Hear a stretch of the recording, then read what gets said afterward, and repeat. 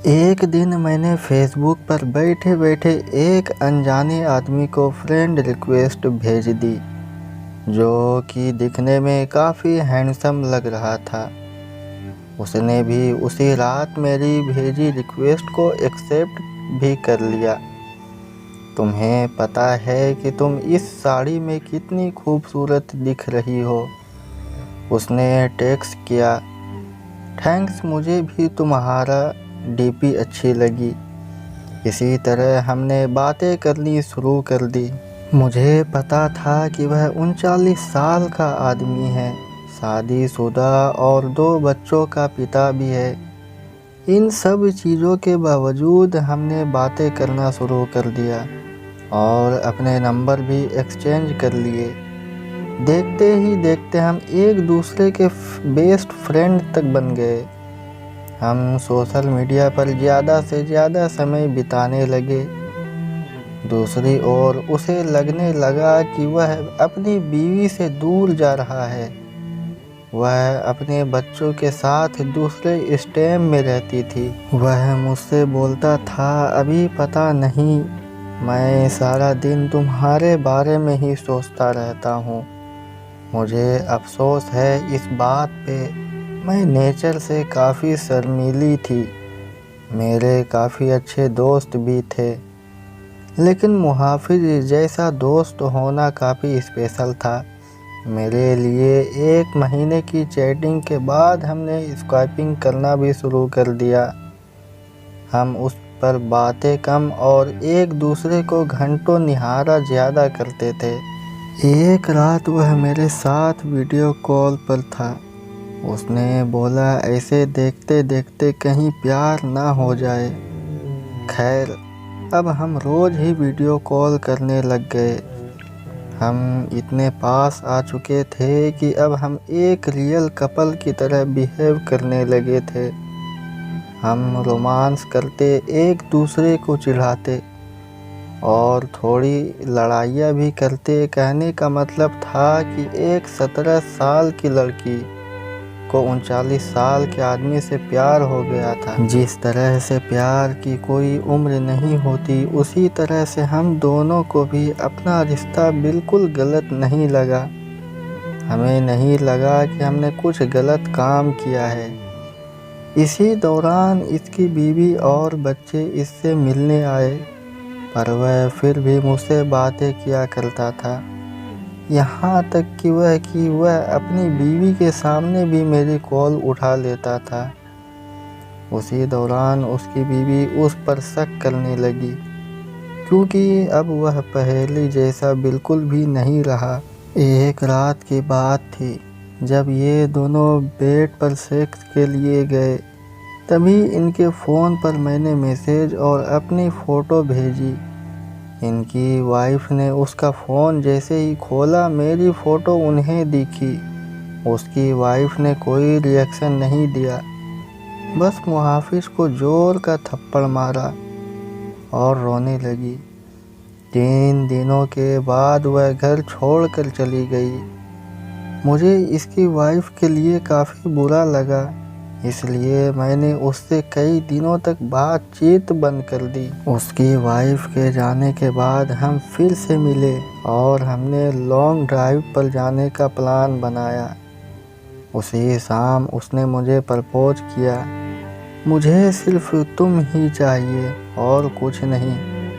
अपनी जवानी में मैं काफ़ी सारी लड़कियों से मिला, पर तुम ही एक ऐसी लड़की हो जिसने मेरा दिल चुराया है।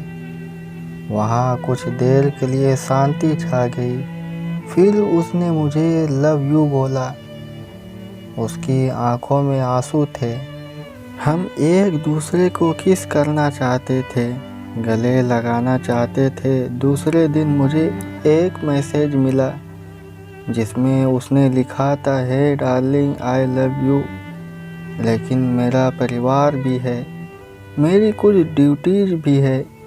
यह मेरा तुमको आखिरी मैसेज है। मुझे प्लीज़ कॉल या टेक्स्ट मत करना, मैं तुम्हें ब्लॉक कर रहा हूँ। मुझे ऐसा लगा कि मानो मैं शादी के बाद विधवा बन गई। मैं बुरी तरह से टूट चुकी थी, काफ़ी परेशान थी। 3 महीने बीत जाने के बाद मैं एक लड़के के साथ रिलेशनशिप में आई।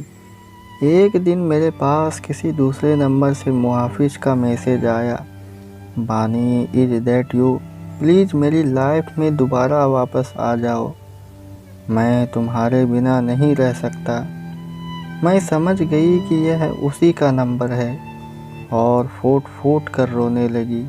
1 घंटे की चैटिंग के बाद मेरा दिल फिर से पिघलने लगा।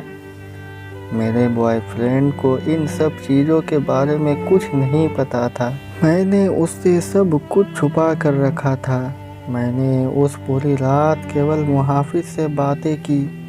एक दिन मुहाफिज ने मुझे अपने घर पर लंच के लिए बुलाया। मैंने हाँ कर दी और चली गई। घर जाकर मैंने देखा कि वह खाली था और वहाँ केवल मुहाफिज के कोई नहीं था। उसने मुझे अंदर बुलाकर फ्रेश होने के लिए बुलाया। उसने ढेर सारी बातें की और खाने की टेबल सजाई। मेरे लिए यह सब नया था। मैं केवल इधर उधर देख रही थी। तभी अचानक मैं जैसे ही पीछे मुड़ी, उसके होंठ मेरे होंठों पर थे। हम एक दूसरे को किस करने लगे। मैं भूल गई वह कौन है और मेरी उम्र कितनी है। वह पहला टाइम था जब मैं किसी के साथ सेक्स कर रही थी, वो भी ये जाने कि हम प्रोटेक्शन ली है या नहीं। तभी मुझे दर्द का एहसास हुआ और मैंने अपनी वर्जिनिटी उसे दे दी, जिससे मैं बेहद प्यार करती थी। मैं उसी दर्द भरी हालत में घर वापस आ गई। दूसरे दिन मुझे काफ़ी अच्छा महसूस हो रहा था। अब मुझे पूरी तरह से एहसास हो चुका था कि वह मुझे कभी नहीं छोड़ेगा। अब मैं प्यार पाने के लिए इतनी ज़्यादा एक्साइटेड नहीं थी। वर्जिनिटी खोने के बाद मेरी सोच काफ़ी बदल गई। मैं एक और बन चुकी थी। उस दिन मुझे पता चल चुका था कि प्यार का असली मायने क्या होता है। एक दिन मैंने अपनी फीलिंग्स के बारे में मुहाफिज को बताया और बोला कि मुझे हमेशा के लिए छोड़ दे। उसने कहा कि कोशिश करेगा। धीरे धीरे मुहाफिज का नाम मेरी ज़िंदगी से मिटता चला गया। मैंने उसका नंबर डिलीट कर दिया और उसने भी मुझे ब्लॉक कर दिया। मैंने फिर उसे कभी ट्रेस करने की नहीं सोची, लेकिन उसकी यादें आज भी मुझे डराती है। मैं खुश थी कि मैं इस अजीब से लगने वाले रिश्ते से बाहर आ गई, लेकिन आज भी वह आदमी मेरा पहला प्यार रहेगा। मैं भगवान से दुआ मांगती हूँ कि मुझे अब भी कोई दे तो वह एकदम मुहाफिज जैसा हो। तो दोस्तों, ये थी मेरी आज की कहानी। उम्मीद करते हैं आपको पसंद आई होगी। आपका क्या कहना है इस कहानी के बारे में, हमें कमेंट करके ज़रूर बताएं। वीडियो को लाइक करके चैनल को सब्सक्राइब कर लीजिए। साथ में घंटी को दबाकर ऑल पर सेट कर लीजिए ताकि आने वाली वीडियो तुरंत मिले।